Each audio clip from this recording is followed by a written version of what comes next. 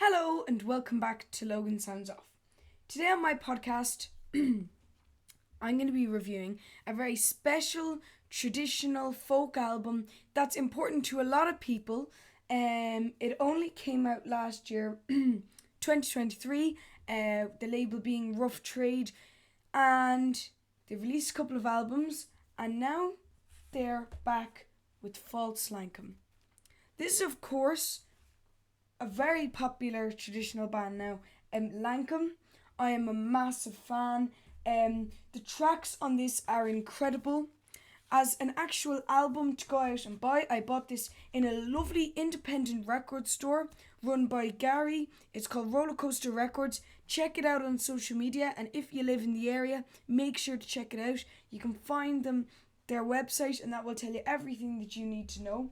But this album is beautifully presented, really lovely liner notes and everything, and beautiful cover format and everything. The fonts are really nice. It complements the record very well with its presentation, and it's not too informative about the music inside, which I actually quite like about the album. It's very interesting.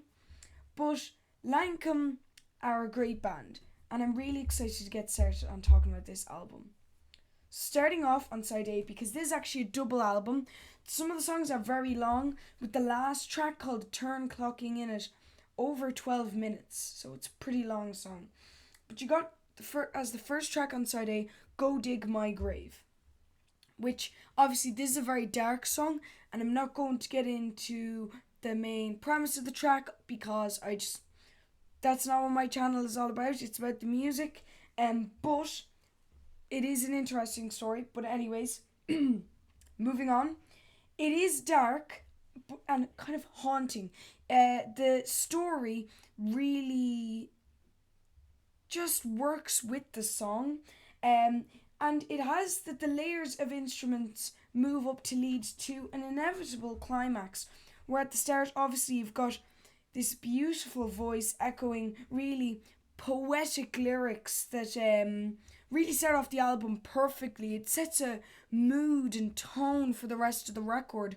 And you have this, and then some more instruments slide in slowly, and it's very interesting to hear. I quite love this track.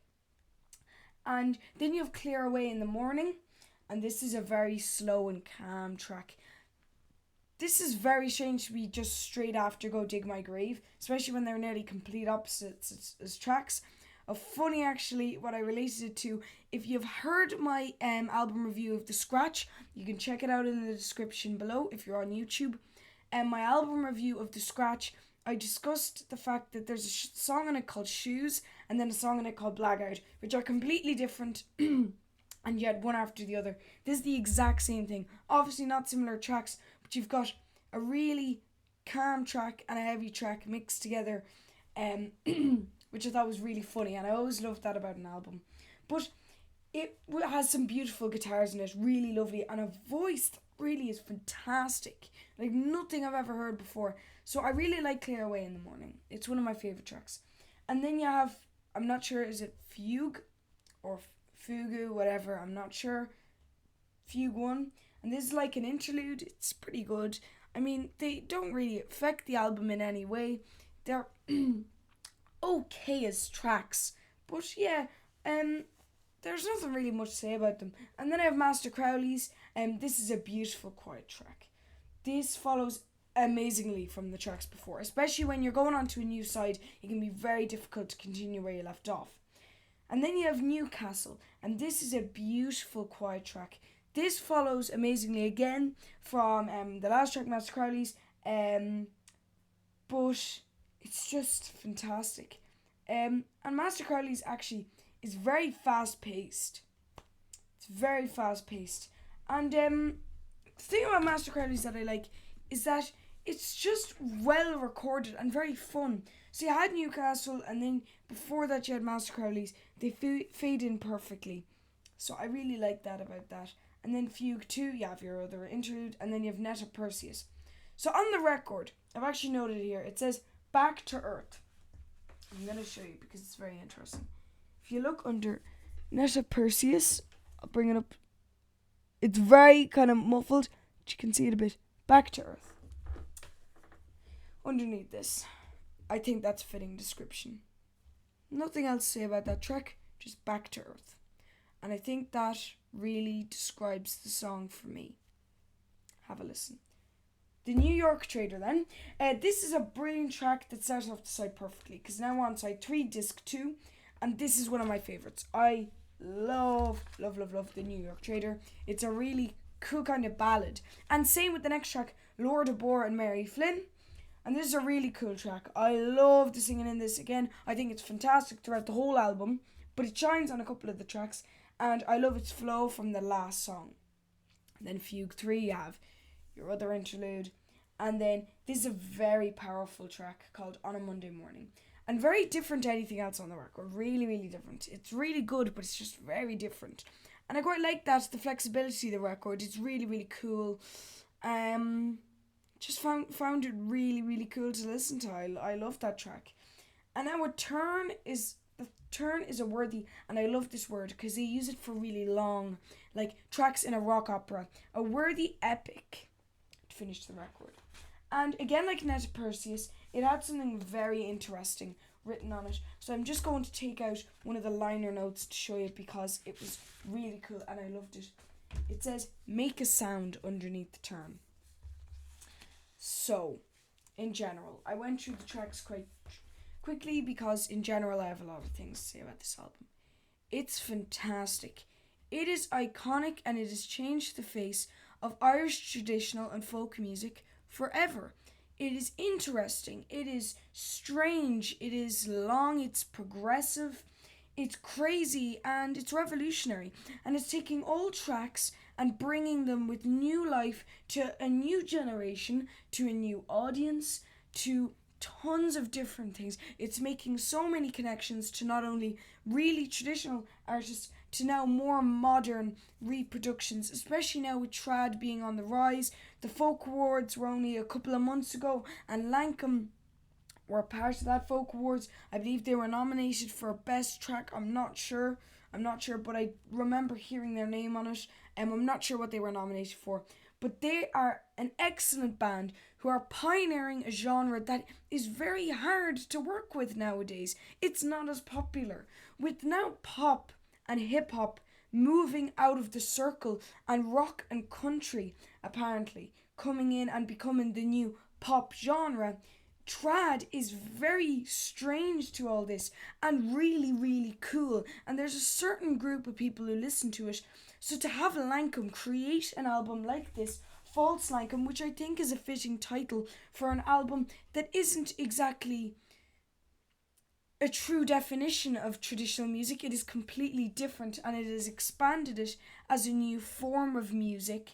It's really awesome to see these guys putting out records, because look, I was not part of that generation where you would go and you would buy a 7-inch or a 10-inch or your 12-inch records and when an album came out. If I hear about an album, I might read it in something like Hot Press. I could see it digitally on their website. I could see it somewhere. I could have it emailed to me by somebody, and I would go on Spotify or Bandcamp and start listening. But to have somebody like Lankum who's there putting out records that aren't exactly your typical mediocre kind of stuff that's coming out nowadays, it's really cool to hear Lankum create some really fantastic music. This is an album that I've recommended to so many people, and I remember my mom saying to me, there is this album that's going around crazy, and I went, what, who is it? And my mom said, it's a band called Lankum, and they have this new album called False Lankum. And I went, oh, okay, must check that out. And I had forgotten about it, because I do that. I forget about a ton of different music, and I come back to it, and I forget about it again. And I saw them in Tower Records, and I started seeing them everywhere, and they were coming up. And then Gilded ALM, a great organisation, sent me some CDs and some records, and they sent me Lankum on CD and False Lankum.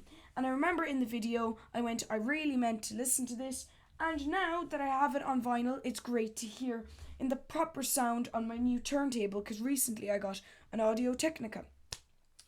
So, this album is really changing trad music and folk music for the better.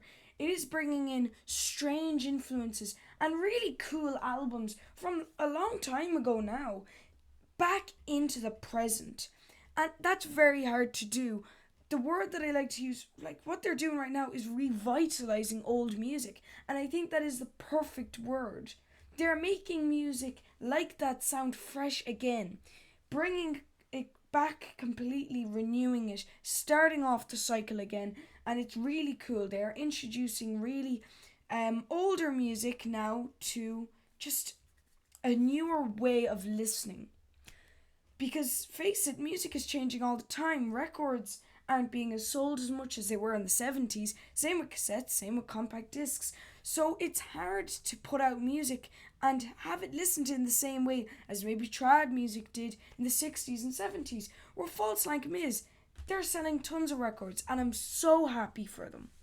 I am really happy for Lankum because they deserve this attention. This record is incredible, so it will be no surprise to you, obviously, that I'm rating it a solid 5 out of 5. Anything that's wrong with this album? Nothing. There is nothing wrong with this album. Some may say that Go Dig My Grave is repetitive. I think it's making a statement, if I'm being honest. That might sound pretentious, but that's just my own personal opinion.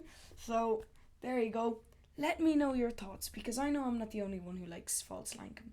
Let me know any information that you know about Lankum. Feel free to message of any videos in the comments or anything, and make sure to rate my podcast on Spotify. It really helps support the channel. So you can follow me on Spotify, Apple Podcasts, Google Podcasts, whichever service you use. You can find me on it. Regarding social media, make sure to check out my links. Check out my website, logansoundsoff.com. I'm on Bandcamp and I have 2 albums up and some more music coming soon. And everything in between. It's a massive help.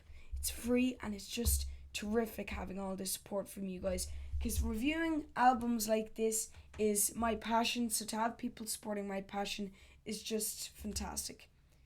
But if you don't, even still, thank you so much for watching.